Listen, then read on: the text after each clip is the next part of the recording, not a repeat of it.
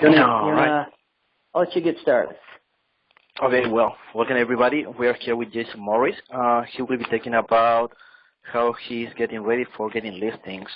He already shared with us 28 ideas to getting appointment to the listings, but now he will focus more on the pre-listing package and other topics that we will be covering soon. But I want to ask you, Jason, before we get started, if you can introduce yourself, your market, and why not give your contact information so we can send you referrals too.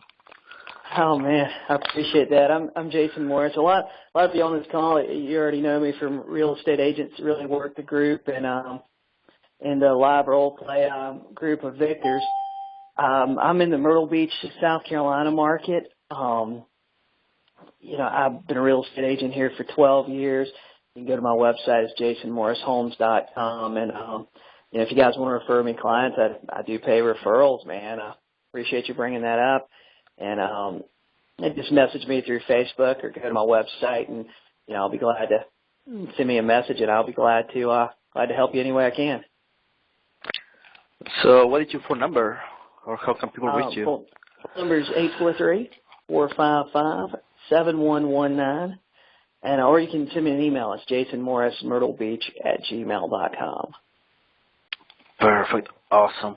Well, so we will get started with the basics. Are you right now working as a solo agent, or do you have a team?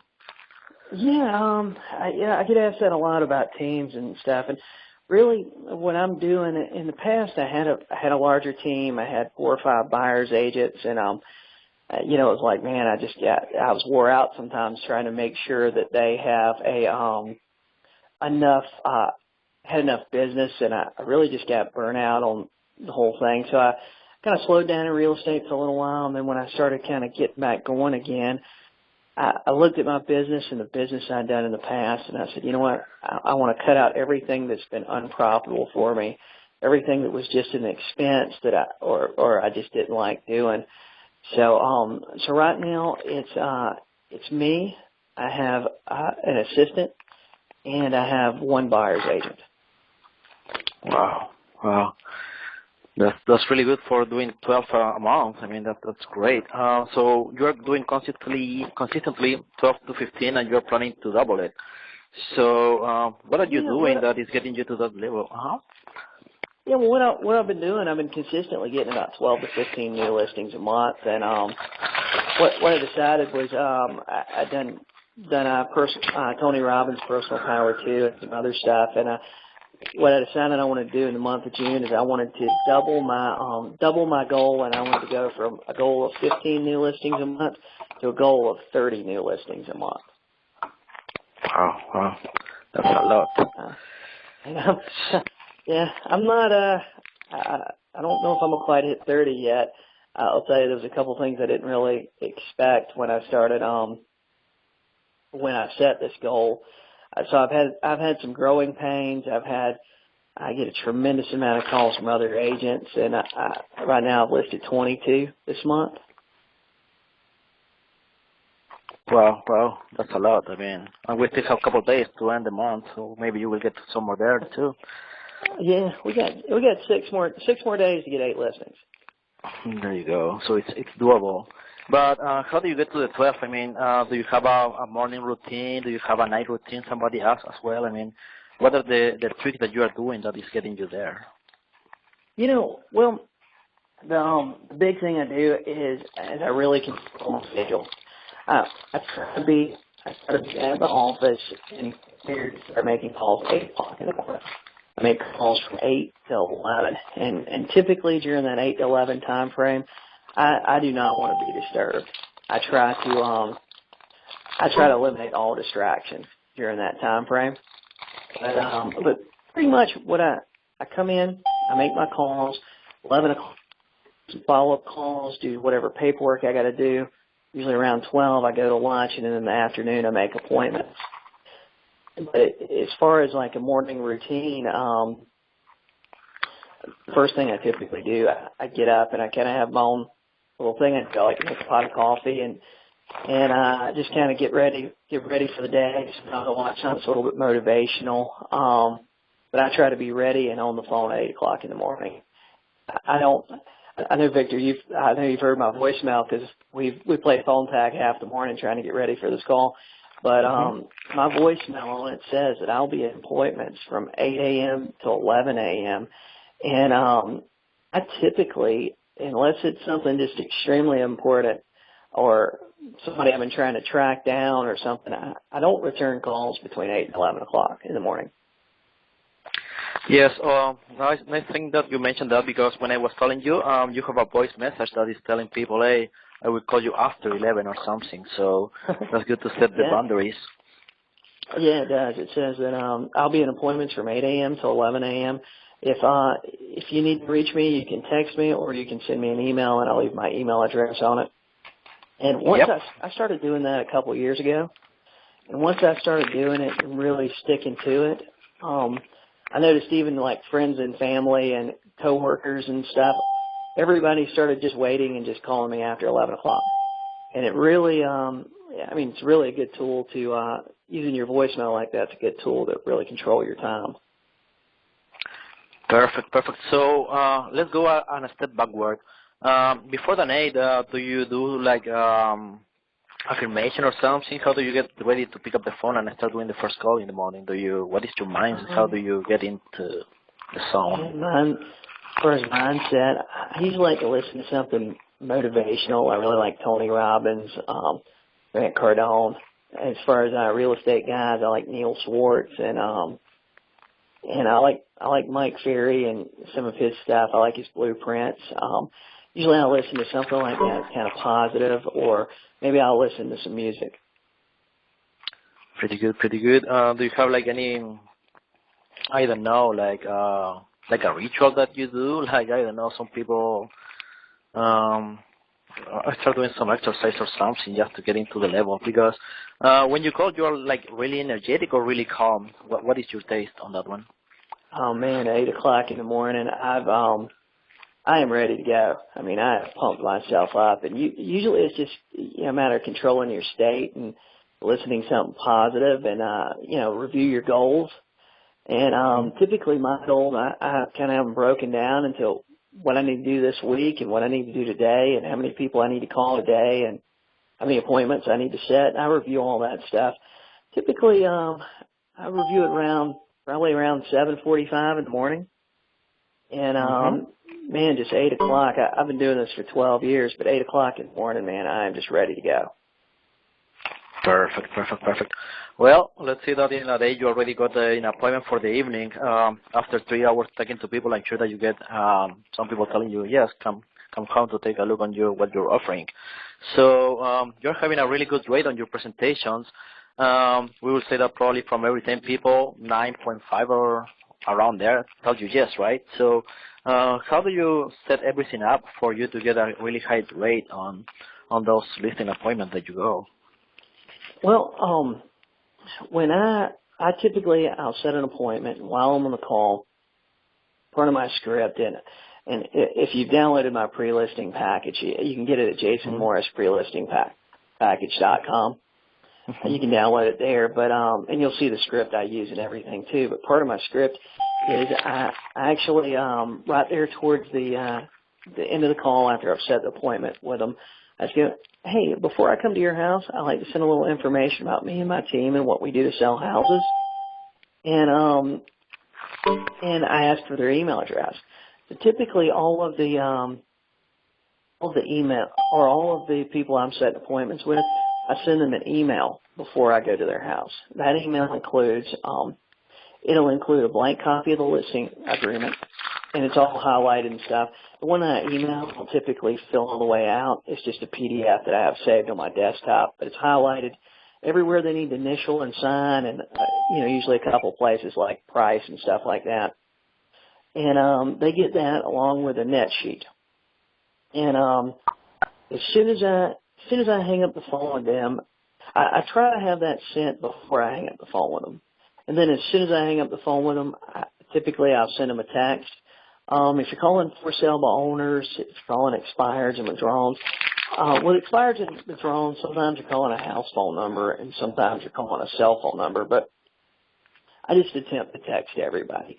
So as soon as I hang up the call with them, I text them and say, Hey, this is Jason Morris with Better Homes and Gardens. I just wanted to make sure that you got my email. And normally I get a text back, and whatever they respond back to me, I respond to them and say, hey, just remember, please look over it before I get there. So then I go through, I've typically done a net sheet, but I research everything. I show up to the listing appointment super prepared with comparables. I have a net sheet ready. They've already seen my pre-listing package, so that really eliminates a lot of the need for a big presentation and to spend a lot of time there at the appointment. So I'm not one of these agents. I learned a few years ago, the longer I stayed at their house, the least likely it was that I was going to get the listing. So what I started doing was I started mapping out some bullet points of things I wanted to cover while I was there. And I do every single listing appointment the same. I show up, I knock on the door, I hand them the business cards the same, I walk in the house, I ask them the same questions, the same, how old is your roof, how old is your hot water heater, and did you do these hardwood floors yourself, things like that. Wow. We can talk about that a little bit longer because we're going kind of fast on this one. You already mentioned that on the package, you're sending a net sheet, so you already tell them a price for their house from the beginning, or what is your strategy there? I hear a lot of agents doing this. They'll show up to a house where an owner's basically going, hey, come tell me how much my house is worth. I typically don't do that. Usually when I'm going to the house, I already kind of have an idea of what they want because I usually just ask them, how much do you guys want for your house? So I usually have an idea of what they're looking for, and honestly, there's so many resources for buyers today, and most of them already have a good idea of what their house is worth. Uh-huh. So I usually take their price, I look at comparables, and I price houses based on actives on the market. I do not price houses based on sold. Yeah, great. Yes, I was listening to Mike Ferry, and he was telling the same, that it's good to send them the price that you think that will be sold for, because anyway they are expecting a higher number, so it's good for them to get mad before then you show up to the appointment than when you're with them. So that's a good thing. So what happens when people don't like the price or the commission that you're requesting? I mean, do you include the commission as well from the beginning, or do you talk about it later on? I'm very upfront with the price I think they can get with their house and with the commission I charge. I think lots of times as agents we get hung up on the idea of commissions, and typically I think we're the ones that have a problem with the commission we're charging, not really the seller. We're the ones that actually during the appointment we bring attention to it. I think that most areas kind of have an average commission, and I think that most sellers are actually they've already been educated that they're probably going to have to pay a certain amount of commission. So I rarely have commission objections. I think it's a confidence thing. As far as price, I look at the price that they want for their house, and I look at what I feel like we can get based on actives. And the reason I look at actives rather than sold is because the property that sold last week or last month, that property is gone and it's gone forever. The buyer that's looking today, that house just isn't going to be back on the market in time for them to buy. If they want to wait a couple of years, maybe it will be, but it's going to be back on the market in the next 60 or 90 days. So the pricing based on actives, I typically look at the community, and I go out a mile, then go out actually 2 miles, and I just I want their house to be priced on the lower end of what's available. If it's priced on the lower end of what's available, when you take into account all the features, you have a pretty good chance, at least in my market. I know markets across the country are a lot different, but my market, you've got a chance to sell that in 30 to 60 days. Yep, if it's good price, normally, yep. That's the way, because there's a lot of buyers looking for houses right now. Mostly and the everywhere. Thing is, if what they're wanting is way more than what I can get for it, and I don't waste a whole lot of time with appointments or anything. And I just call them back after I do the research. And I'm just up front, man. I'll just call them and say, hey, Victor, we talked about your house. I know you're wanting $200,000 for it. I can't get you $200,000 for it. I can only get you 175. And usually from that conversation, you can ask some questions and kind of probe some, and you can figure out what the real motivation is. Are they trying to just get out from under debt, or are they trying to take a certain amount of money away from the deal so that they can put it down on something else or go do something else? Usually that call back to them, but I'm pretty upfront, man. I don't want to waste anybody's time and tell them, hey, I think we can get you $200,000 for it, and really we can get them 150.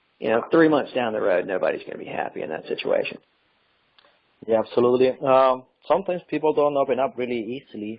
When you're asking for motivation, how do you get to the real reason that they want to sell? I mean, do you use different questions to get to the real answer, or how do you find out?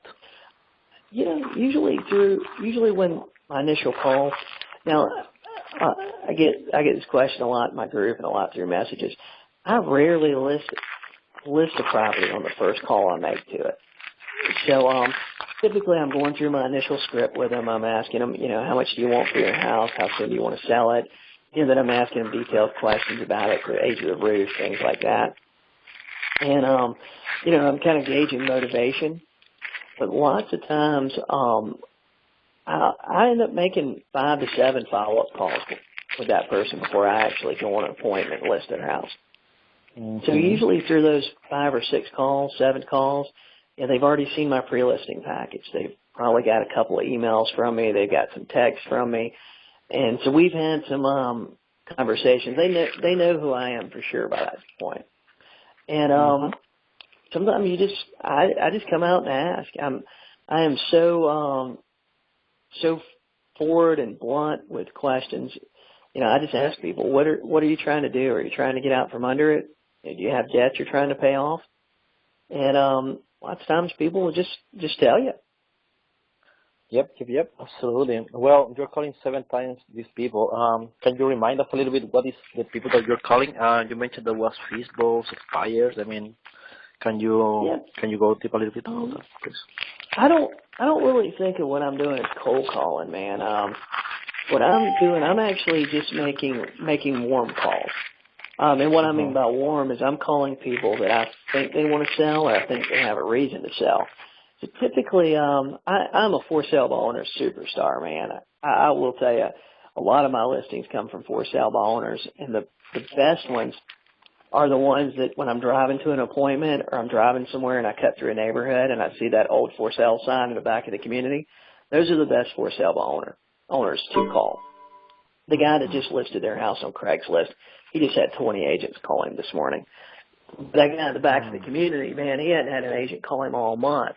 But I typically, I like for sale by owners, expires and withdrawals. And then, other than that, if I call anyone, I'm calling with a purpose. For example, if you go to your page, I share 28 ideas on where places get listings. And I put things in there like for a while, I was calling list pendants, which were people that had foreclosure notices filed against them.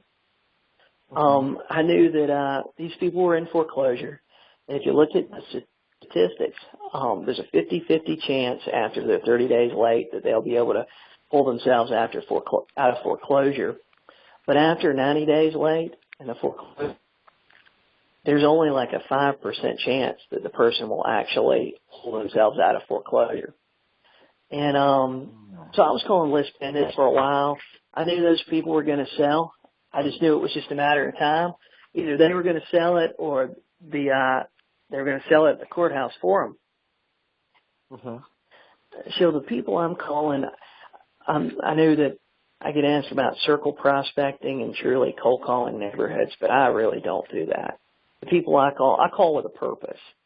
And I typically call people that I feel like either they've shown some evidence that they're going to sell or there's a reason that I think they might want to sell. Like right now, a couple of listings I've gotten recently have been people that haven't paid their tax bill yet. So if they don't pay it by November, that house, the tax deed's going to be auctioned off here. So a lot of them are pretty motivated to get something done. Perfect. So when you're calling these people, you mention the reason, or do you just use a general question like, oh, we're calling neighbors to find out, or do you tell them, hey, I noticed that you already didn't make a payment for the taxes or something? I mean, do you go to the reason that they are on a situation? Sometimes if the list is a brand new list, like if you're calling list pendants, people that foreclosures were just filed, I think it depends on the state you're in, but in our state, a process server actually has to call them. And for a little while there, I was calling as soon as I got the list in my email, and sometimes I was calling the people before they had actually been served the foreclosure notice. And when you're doing that, that kind of ends up being an awkward conversation sometimes. Tax deeds and stuff like that. In our county, at least, they'll actually post something on the person's door. They end up with depending on the county. In our county, they have a big yellow 8x10 sheet of paper they post on there that says tax levy due. So typically these people already know the taxes hadn't been paid. So those people, I actually just call them and just say, hey, I've seen where your taxes hadn't been paid. It's been published in the newspaper. It's been, I've seen the sign out in front of your house. Are you guys interested in selling it? And some of them get a little upset and tell you don't call them back, but, they're not going to eat you. Perfect. Time is clicking, so we already covered the first initial contact. I'm sure that's something you meet people face to face or knocking or something, but you mentioned something really important that some people do and some people don't, but I believe that is a big changer. Why are you sending this pre-listing package? I mean, do you think that will help you to get those listings, or do you think that it's just another step that you take? No, I think the pre-listing package, I think that's the most do in my listing.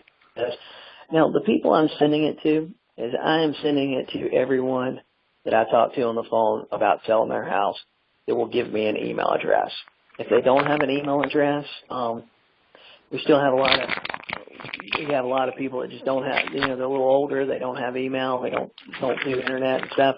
Those people I'll mail a package to, but I will send it to every person I talk to about selling their house that will give me their email address. If they won't give me their email address, or they tell me, hey, call me back in 30 days or whatever, I go ahead and send it out to them the next day.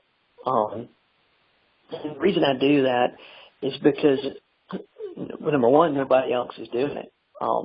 If you look around your market, some markets are a little more competitive than ours, but or at least mine.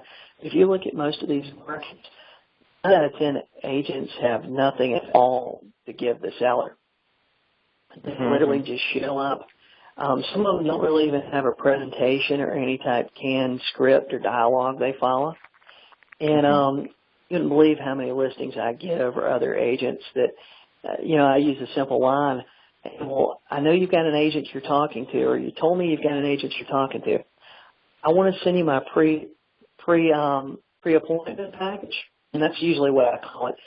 Clients lots of times my pre-appointment package rather than my pre-listing package. I tried to eliminate listing out of my vocabulary completely. But I talk about my pre-appointment package. I want to send it to you because I know you're talking to this other agent, you're thinking about listing with them, but I want is you to be able to compare the service that we're offering with the service they're offering. So make sure you get a pre-listing package or marketing plan from them too. And 9 out of 10 agents just don't have one. Good. It's a big difference from the others. I'll tell you a quick story, man. I had a really good friend of mine. They had 3 properties that they were talking about putting on the market. They were all in the $350,000 range. he called me up. He said, hey, we're thinking about putting these on the market. My partner wants me to interview a couple of agents. And he said, what I'd like for you to do is send me over a proposal. And so what I did was I knew that his property's a little special, and he kind of he knows me. But anyway, he told me the other agents he was going to be interviewing. And what I did was I went through, I customized my pre-listing package a little bit for him just to fit their specific needs, because I just knew what their specific needs were. Mm-hmm. Put over to him with the introduction email. I added a little bit to the introduction email just to put it, just to customize it to fit their needs a little bit. And later, he told me that out of the 3 agents that he interviewed and talked to, I was the only one that had something that was formal, that was in a PDF format to send him. One agent sent him nothing. The other agent actually sent him just a Word document that was 1 page to stuff he typed up. Didn't tell him anything about what he was doing with internet marketing or social media or where his listing was going to be syndicated to at all. Well, so it makes difference on the customers as well. Oh, yeah. I mean, you want to send it to one, nobody else is doing it. And I was talking to you a little bit about this before the call. I really believe that we're in the business of providing a service to sell houses. We don't actually sell houses. We're just providing a service that sells houses. And the listing, the pre-listing package is what actually does that. Mm-hmm. It sets expectations for everyone too.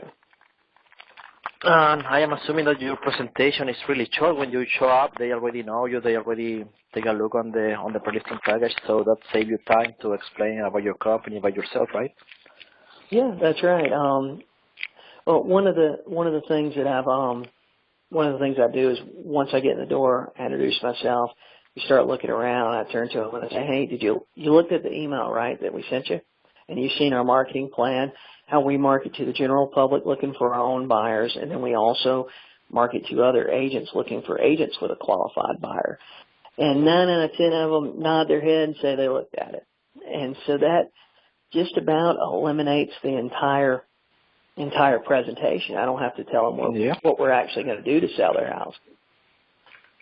So after they say yes, do you just get the contract and get a signature? Do you start getting the 1-minute presentation there, or do you still asking a couple questions to make sure that it's the right time? I do fairly pretty much the 1-minute Mike Ferry presentation. Mm-hmm. I'll finish going through the house, and then I guess you're asking about rituals. This is mine. Whenever I finish looking at the house, I immediately turn to them and I say, "Hey, I've got some information and some research that I've done that I want to share with you. How about if we sit at your kitchen table?"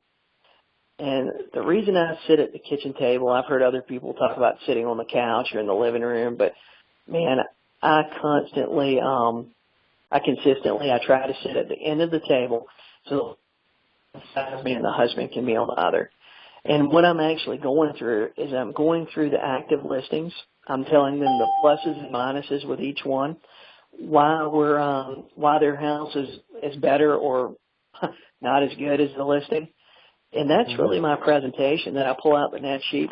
Typically, my net sheet has 3 columns, and the price that I really want them to list it for is in the middle. So I go down through the listing. I go down through the net sheet, the middle column. I circle your pocket afterwards. And my closing question is, would you guys be good with walking away with this? Would you be happy with this number?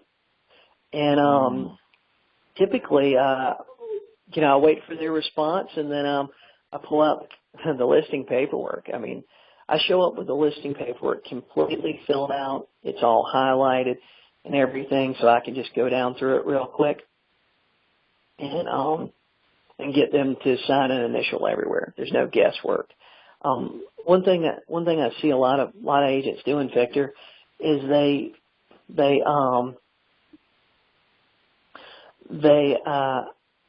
they lose the listing when they're going through the paperwork.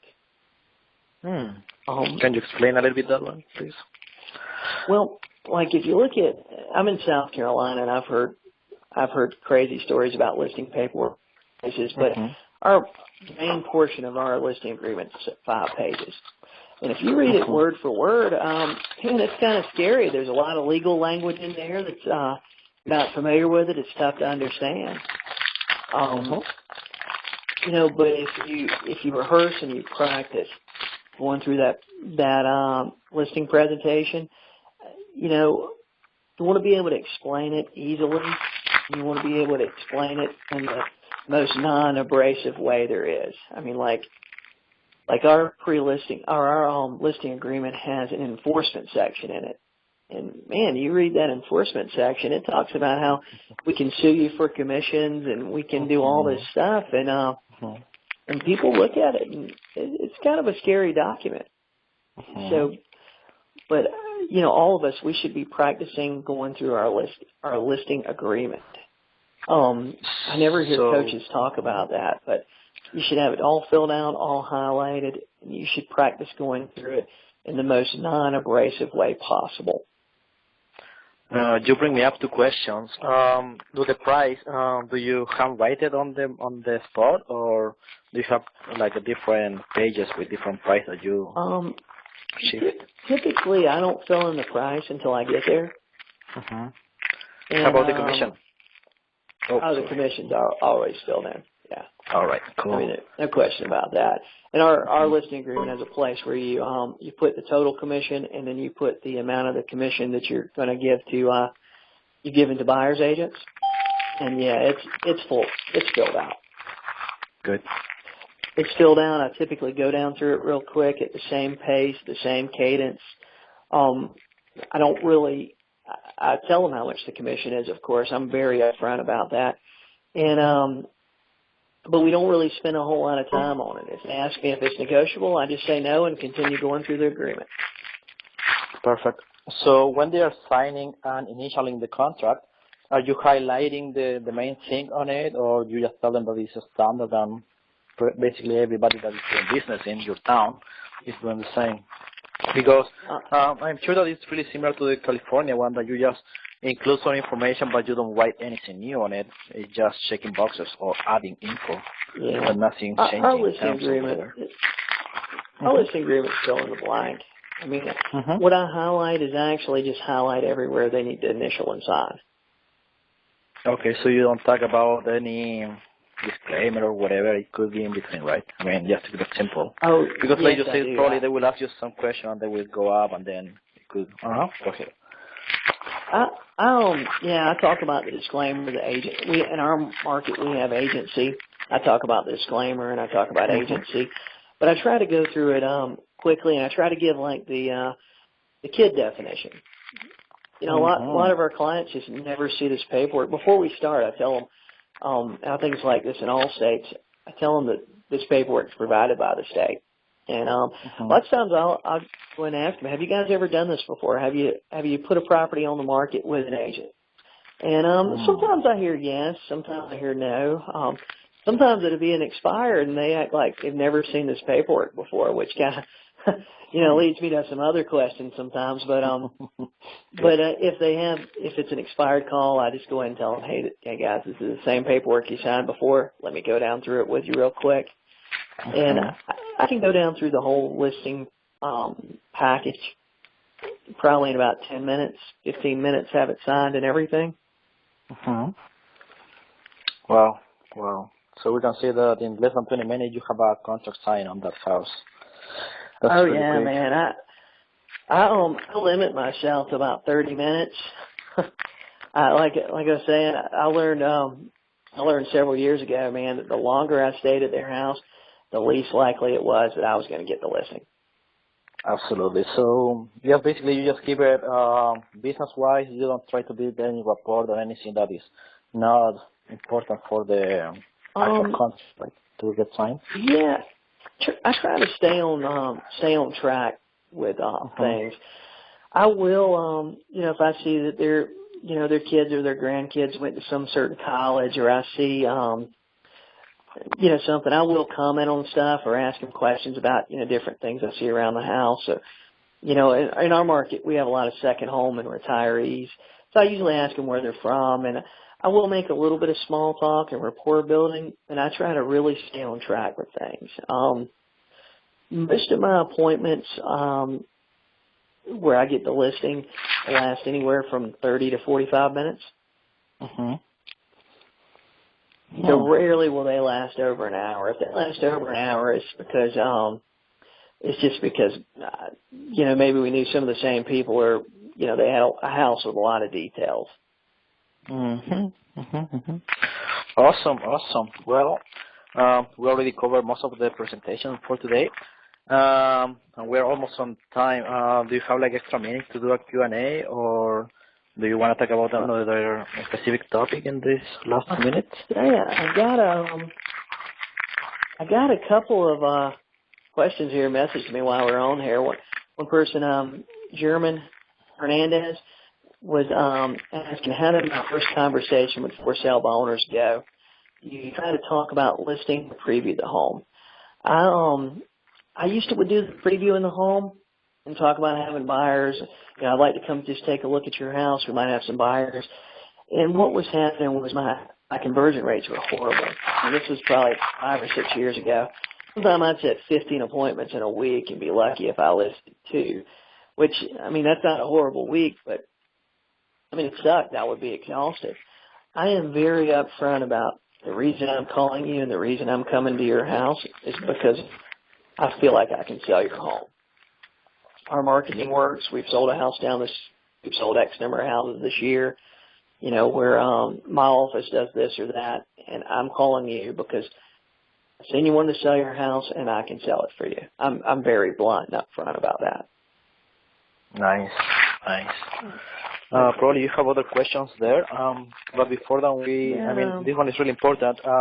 You also offered your pre-listing package for free to everybody that is listening to this. So can you tell us a little bit how people can get that one, please? Oh, yeah, my pre-listing package. You can either go to my group, Real Estate Agents That Really Work, or you can just, I got a domain name forwarded. You fill out a form and it emails it to you. It's jasonmorrisprelistingpackage.com. So all spelled out, my name, prelistingpackage.com. You can go there. You can download it. It'll send you a pre-listing package. It'll send you the initial email that I sent out, and it'll send you the script that I use. And I'll tell you, I got 2 more questions just messaged to me. One of the questions I got was how to avoid distractions.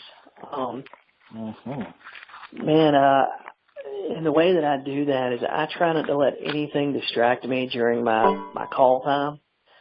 And the biggest way I do that is I don't plan anything during that time. I have my voicemail set up so that people know to text me, email me, or call me after 11. And then I really just get started before I do anything else. If I plan, rather than planning to call at 8, if I say, hey, I'm going to get started at 9 or I'm going to get started at 10, what happens is before I'm able to get started, something will happen that will distract me, and next thing I know, it's 1 o'clock in the afternoon, and I haven't called the first person yet. Mm-hmm. So mornings are critical. Oh yeah, man! Controlling your morning and controlling your schedule. That's the key. The key to be successful in real estate. We have so many really just dumb distractions. Whether it's coworkers, friends, and family. The seller that listed their house yesterday, and they don't understand why it's not on Zillow yet. Yep. So I had a follow-up question from German. It was asking what my main prospecting avenues are. Main places I prospect are for sale by owners. For sale by owners, expires, and withdrawals. That's where my bread and butter is. Awesome. Awesome. With drones including also canceled another, because different states have different terms, so everybody that was putting it on the MLS at some point, or on zero, or whatever you call them. Good. Question for you that now that you mentioned about the calls, when you get a voice message system, do you leave a compelling voice message or do you call it another time during the day? It depends. If it's a first call, I typically leave everybody a voicemail.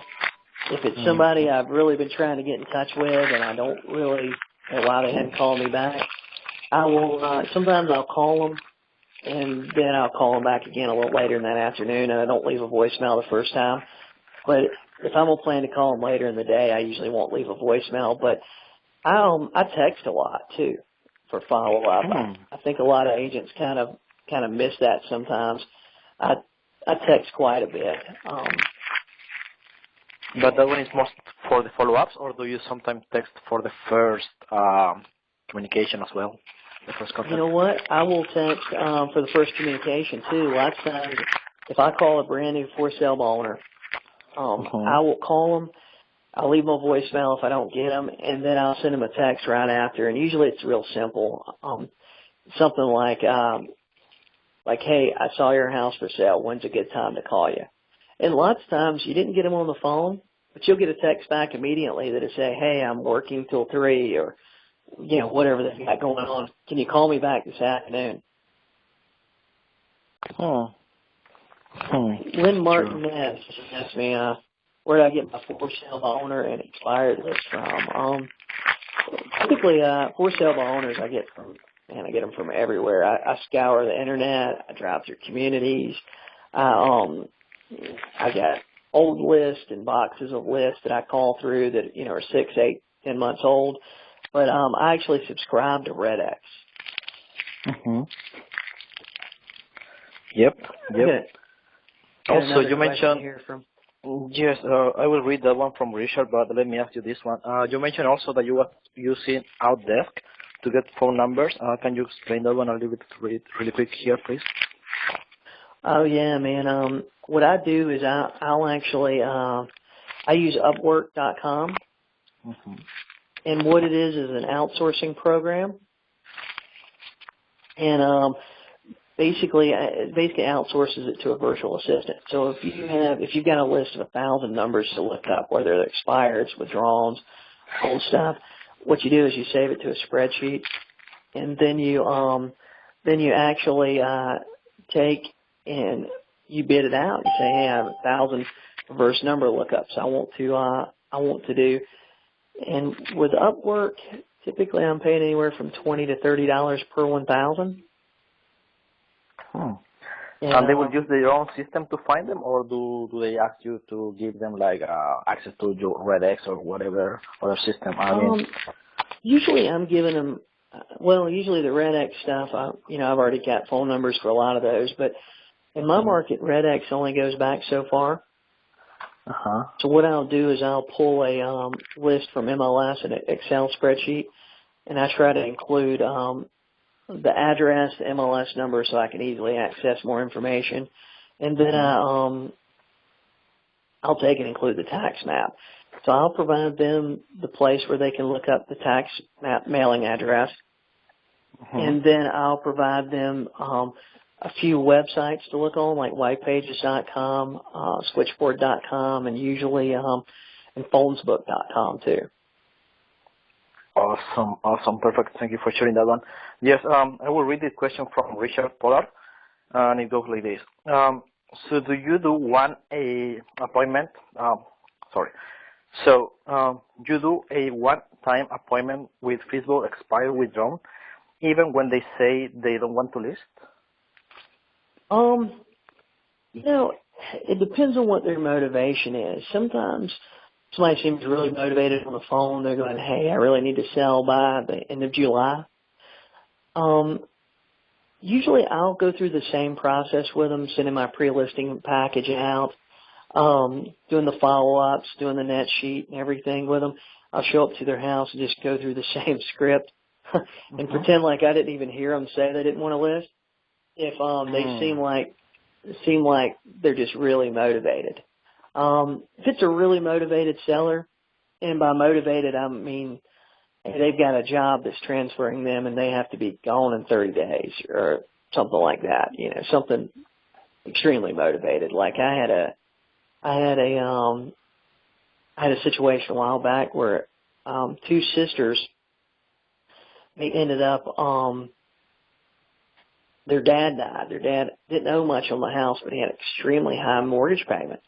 They kept telling me they didn't want to work with a realtor, but I knew they couldn't pay the mortgage payments. And I knew that they'd already told me this, and they'd already told me that his estate didn't have the money to pay him. So I went out there the first time, met him, talked about what all I offered, and then I just followed up like crazy. And I mean, that's the key, just following up like crazy with people. So in that case, do you regulate your follow-up timing?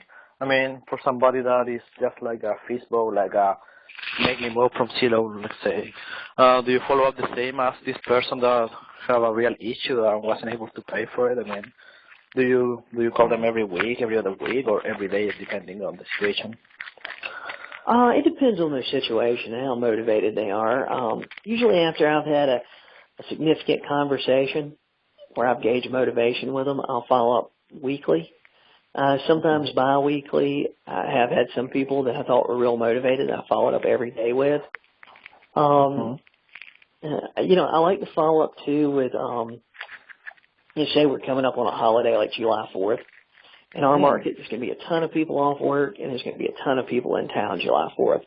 So what I'll start doing here next week is I'll start calling all of my leads and going, hey, July 4th is coming up. There's going to be a lot of people in town.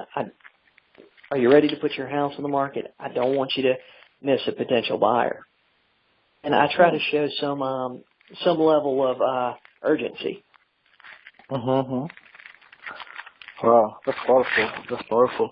I don't know if you get another call or message there about any other question. Yeah, I tell you what, man, I got one more. I actually got the same question twice. I'll tell you what, I'll answer this one, and then I got it from two separate people. How about if we answer this one, then we kind of wrap it up? All right. I had Lawrence Adria, I don't think I butchered his name, Lynn Martin. They were asking what type of CRM do I use. I've been using Realty Juggler to follow up with everything. I'll tell you my hot for sale by owner leads. I actually use a spiral notebook. I write them down. I write all their information down, and I can just flip through that notebook a couple of times a week. The real hot people, that's what I do with them. I do use Realty Juggler. Just manage a lot of my leads. It's pretty basic, simple, and it's cheap. As far as handling the paperwork and stuff for the transaction, I'm actually going through that. It's part of my growing pains here with doubling my goal is that, my paperwork doubled. I already had a tremendous amount of paperwork, and my paperwork doubled. And sometimes just making sure that, my assistant's got everything she needs and making sure that my office has everything they need. What I'm doing is I'm actually using Box.com and uploading a lot of stuff to it. Box.com? Yep, Box.com. It's kind of like Dropbox, except for it's all cloud-based. Okay. Huh, that's different. I like the idea. Oh man, it's almost, we're getting close to 11 already. And I believe that you need to keep going with your day as well. But do you think that we can do this or something similar? Well, probably the next step, I was thinking just right now that probably we can role play the calls that you do on, let's say next Friday, probably same time, to go over the questions that you normally ask and probably do the seven calls throughout that you are doing, because you already give us a lot of information, but seeing you in action will be probably, or listening to you in action. Even we can probably do from the first call to the sign here kind of thing, the whole process. Do next Friday work for you? Yeah, or do you want to figure that out? Plan conference call for next Friday, and we'll do an invite everybody. If for some reason you don't get an invite or something, just send me or Victor a message. And if you want my pre-listing package, just go to jasonmorrispackage.com or and join Real Estate Agents That Really Work, and join Victor. What's your group name? It's called Roleplay Live, between parentheses, real estate. And yes, I mean, if people want to find roleplay partners, they can find them there. Because do you roleplay sometimes, or do you just, I mean, do you have time for preparation for your calls? I mean, or do you just go because you already know most of your questions? Most of my script, I've really been using kind of the same thing for probably 4 or 5 years. Really the same script. It's really a script I come up with. But maybe we can take your group and maybe we can do some live calls or something here in the next week or two. Absolutely. For the people that are listening to this one, maybe if you go and send a question or a suggestion or whatever, please do it, and then we will take a look on it, and then we'll put it probably on the next call. Thank you, everybody, for being here. Thank you, Jason. I really appreciate that you are helping our community. We need to get more professional. People need to know that the people that are still on the game are doing their job like they're supposed to. And, well, thank you for being here today. I appreciate it. Yeah, thanks, man. A reminder. Thank you. And a big reminder, this call was recorded, so you will have access to it later on, too. All right, Jason, thank you so much for everything. I wish you the best. Thanks, man. Thank you.